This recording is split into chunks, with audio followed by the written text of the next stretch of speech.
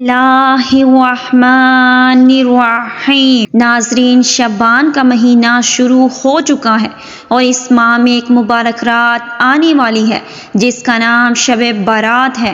چونکہ اس رات کے بارے میں بعض حضرات کا خیال یہ ہے کہ اس رات کی کوئی فضیلت قرآن و حدیث سے ثابت نہیں۔ ناظرین، ویڈیو کا باقاعدہ آغاز کرنے سے پہلے اگر آپ ہمارے چینل پر نئے ہیں تو ویڈیو کو لائک اور چینل کو سبسکرائب ضرور کریں۔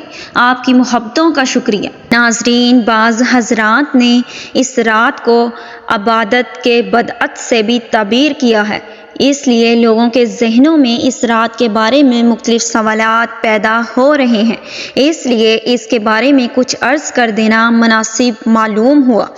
ناظرین، شب معراج اور شب برات دونوں اللہ تعالی ہمیں اس لیے عطا کرتے ہیں تاکہ ہم اللہ پاک سے اپنے گناہوں کی معافی مانگ سکیں۔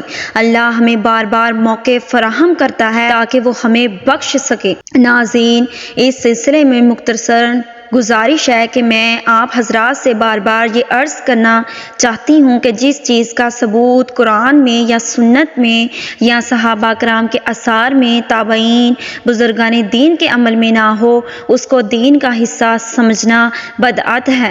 اور میں ہمیشہ یہ بھی کہتی رہتی ہوں کہ اپنی طرف سے ایک راستہ گھڑ کر اس پر چلنے کا نام دین نہیں ہے، بلکہ دین اتباع کا نام ہے۔ کس کی اتباع؟ حضور اقدس صلی اللہ علیہ وسلم کی اتباع، آپ کے صحابہ کرام کی اتباع، تابعین اور بزرگان دین کی اتباع۔ اب اگر واقعتا یہ بات درست ہو کہ اس رات کی کوئی فضیلت ثابت نہیں تو بے شک اس رات کو کوئی خصوصی اہمیت دینا بدعت ہوگا۔ جیسا کہ شب معراج کے بارے میں عرض کر چکی ہوں کہ شب معراج میں کسی عبادت کا ذکر قرآن و سنت میں موجود نہیں ہے۔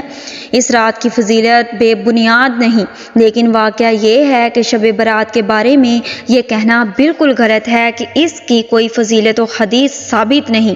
حقیقت یہ ہے کہ 10 صحابہ کرام رضوان اللہ اجمعین سے احادیث مروی ہیں جن میں نبی کریم صلی اللہ علیہ وسلم نے اس رات کی فضیلت بیان فرمائی۔ ان میں سے بعض احادیث سند کے اعتبار سے بے شک کچھ کمزور ہیں، اور ان احادیث کے کمزور ہونے کی وجہ سے بعض علماء نے یہ کہہ دیا کہ اس رات کی فضیلت بے اصل ہے۔ لیکن حضرات محدثین اور فقہا کا یہ فیصلہ ہے کہ اگر ایک روایت سند کے اعتبار سے کمزور ہو لیکن اس کی تائید بہت سی احادیث سے ہو جائے تو اس کی کمزوری دور ہو جاتی ہے۔ اور جیسا کہ میں نے عرض کیا کہ 10 صحابہ کرام سے اس کی فضیلت میں روایات موجود ہیں، لہٰذا جس رات کی فضیلت میں 10 صحابہ کرام سے روایت مروی ہو اس کو بے بنیاد اور بے اصل کہنا بالکل غلط ہے۔ امت مسلمہ کے جو خیر القرون ہیں، یعنی صحابہ کرام کا دور، تابعین کا دور، تبی تابعین کا دور، اس میں بھی رات کی فضیلت سے فائدہ اٹھانے کا اہتمام کیا جاتا رہا۔ لوگ اس رات کو خصوصی اہتمام عبادت کا کر رہے ہیں، لہٰذا اس کو بدعت کہنا یا بے بنیاد اور بے اصل کہنا درست نہیں۔ صحیح بات یہی ہے کہ یہ فضیلت والی رات ہے، اس رات میں جاگنا، اس میں عبادت کرنا باعث اجر و ثواب ہے اور اس کی خصوصی اہمیت ہے۔ ناظرین محترم، البتہ یہ بات درست ہے کہ اس رات میں عبادت کا کوئی خاص طریقہ مقرر نہیں کہ فلاں طریقے سے عبادت کی جائے۔ جیسے بعض لوگوں نے اپنی طرف سے ایک طریقہ گھڑ کر یہ کہہ دیا کہ شب برات میں اس خاص طریقے سے نماز پڑھی جاتی ہے، مثلاً پہلی رکعت میں فلاں سورت اتنی مرتبہ پڑھی جائے، دوسری رکعت میں فلاں سورت اتنی مرتبہ پڑھی جائے، وغیرہ وغیرہ۔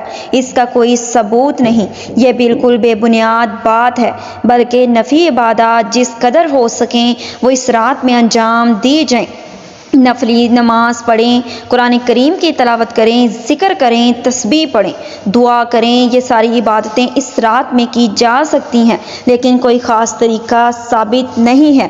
اس رات میں قبرستان جانا، اس رات میں ایک اور عمل ہے جو ایک روایت سے ثابت ہے، وہ یہ کہ حضور نبی اکرم صلی اللہ علیہ وسلم جنت البقیع میں تشریف لے گئے۔ اب چونکہ حضور اس رات میں جنت البقیع میں تشریف لے گئے تھے، اس لیے مسلمان اس بات کا اہتمام کرنے لگے کہ شب برات میں قبرستان جائیں۔ لیکن ناظرین یہ بات بھی ہمیشہ یاد رکھنی چاہیے کہ جو چیز حضور اکرم صلی اللہ علیہ وسلم نے جس درجے میں ثابت ہو اس درجہ میں اسے رکھنا چاہیے، اس سے آگے نہیں بڑھنا چاہیے۔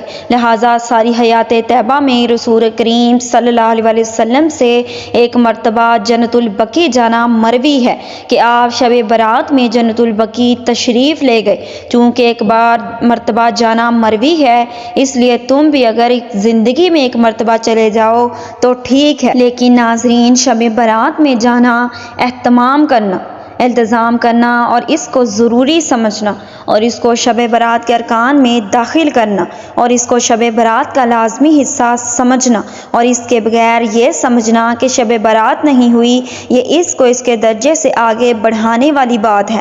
لہٰذا اگر کوئی شخص اس نقطۂ نظر سے قبرستان چلا گیا کہ حضور اکرم صلی اللہ علیہ وسلم تشریف لے گئے تھے، میں بھی آپ کی اتباع میں جا رہی ہوں، تو انشاءاللہ اجر و ثواب ملے گا، لیکن اس کے ساتھ یہ کرو کہ کبھی نہ بھی جاؤ، لہٰذا اہتمام ضرور کرو، پابندی نہ کرو۔ یہ در حقیقت دین کی سمجھ کی بات ہے کہ جو چیز جس درجہ میں ثابت ہو اس کو اسی درجہ میں رکھو، اس سے آگے مت بڑھو اور اس کے علاوہ دوسری نفل عبادات کر لو۔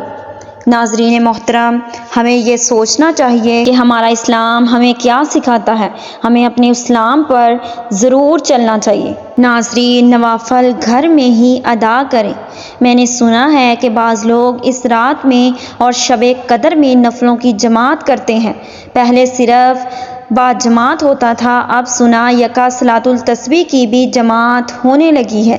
یہ صلاۃ التسبیح کی جماعت کسی طرح بھی ثابت نہیں، ناجائز ہے۔ فرض نماز کے علاوہ ان نمازوں کے علاوہ جو حضور اکرم صلی اللہ علیہ وسلم نے باجماعت ادا کرنا ثابت ہے، مثلاً تراویح، کسوف اور استسقاء کی نماز، ان کے علاوہ ہر نماز کے بارے میں افضل یہ ہے کہ نماز اپنے گھر میں ادا کریں۔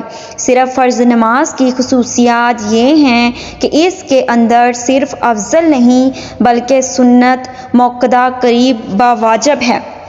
اور ایک بات یہ ہے کہ عورتوں کی جماعت کا مسئلہ یہ ہے کہ عورتوں کی جماعت پسندیدہ نہیں ہے، چاہے وہ فرض نماز کی جماعت ہو یا سنت کی یا نفل کی ہو، اس لیے کہ اللہ تعالیٰ نے عورتوں کو یہ حکم فرما دیا کہ اگر تمہیں عبادت کرنی ہے تو تنہائی میں کرو۔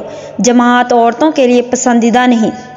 جیسا کہ میں نے عرض کیا کہ دین اصل میں شریعت کی اتباع کا نام ہے۔ اب یہ مت کہیں کہ ہمارا تو اس طرح عبادت کرنے کو دل چاہتا ہے، اس دل کے چاہنے کو چھوڑ دو، اس لیے کہ دل تو بہت ساری چیزوں کو چاہتا ہے اور صرف دل چاہنے کی وجہ سے کوئی چیز دین میں داخل نہیں ہو جاتی۔ جس بات کو رسول اللہ صلی اللہ علیہ وسلم نے پسند نہیں کیا اس کو محض دل چاہنے کی وجہ سے نہیں کرنا چاہیے۔ ناظرین محترم، مجھے امید ہے کہ آپ کو میری ویڈیو اچھی لگی ہوگی۔ ویڈیو اچھی لگے تو ویڈیو کو لائک اور چینل کو سبسکرائب ضرور کریں۔